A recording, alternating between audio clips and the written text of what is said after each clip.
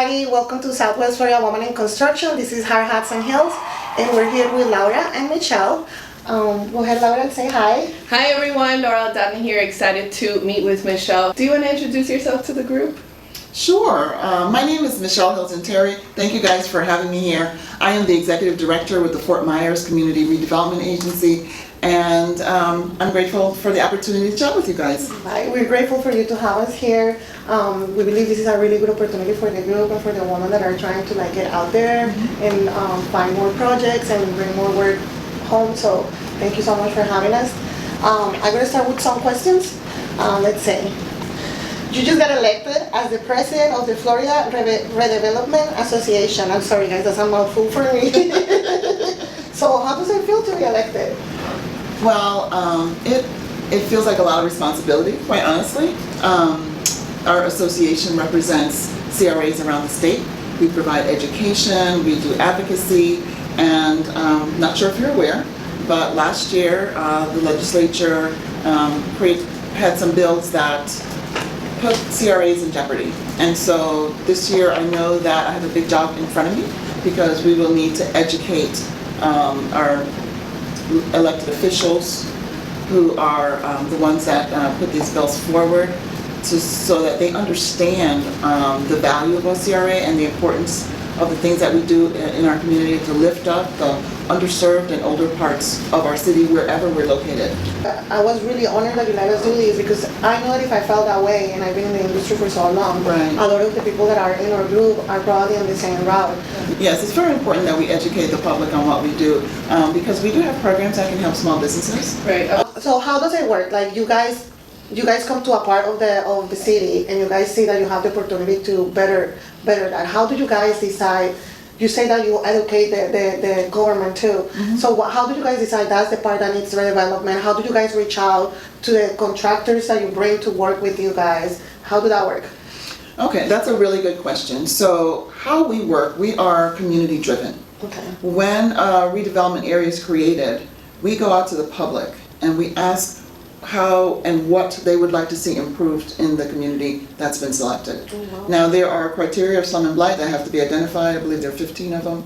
And once we make that finding, we hear from the public the things that they would like to see. Would you like to see sidewalks where there were not sidewalks? Would you like to see parks, new parks, enhanced parks? Would you like to see art? These are things that we get directly from the public. We put it into a redevelopment plan, we take it before the board, and with their approval, we're able to move forward on that plan. And so we are implementing projects that come directly from the people. Wow, inside. How do you guys reach out to those subcontractors, and do they have to be part of any special program? How did the procurement work on that side?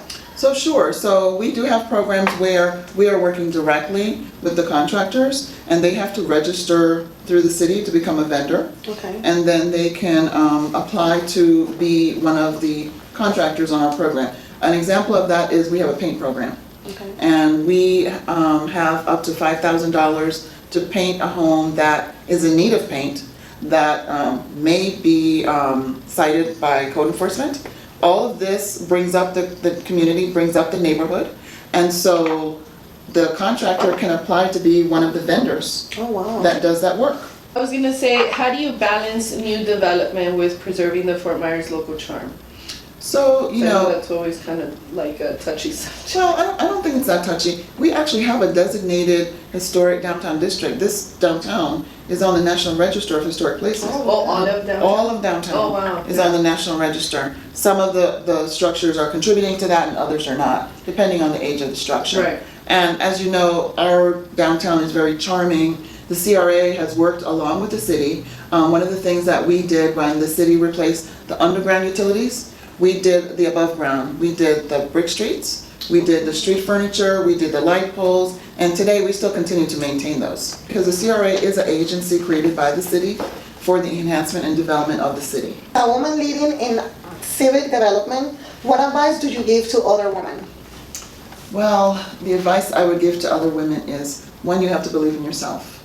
You have to set your goals and you have to work toward those goals. You have to be persistent and you have to be professional.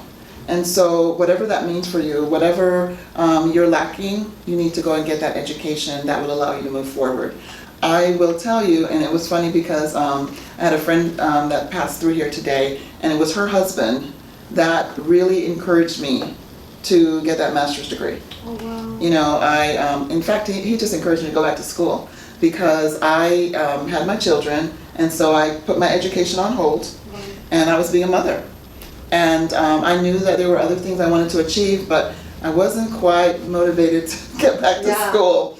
But it was with his encouragement. I remember he said to me, he said, you know, you're smart, but without that paper, you just don't get as far as you can go. Right. So you've got to get that education. I worked on my bachelor's degree, and then I got my master's in 2010, and that has allowed me to continue to move up the ladder. You recently were a panelist at the WIC Summit, and I was in attendance there, and you shared that story about, you know, when you really showcased that persistence and how that paid off. And so I just want to say thank you for sharing that, because there's so much power in like standing up for what it is you want, but sometimes, you know, it's kind of nerve-wracking and you're not really sure, you know, how it's going to be perceived or accepted. But if you feel strongly about it, you definitely should be persistent and go after what you want.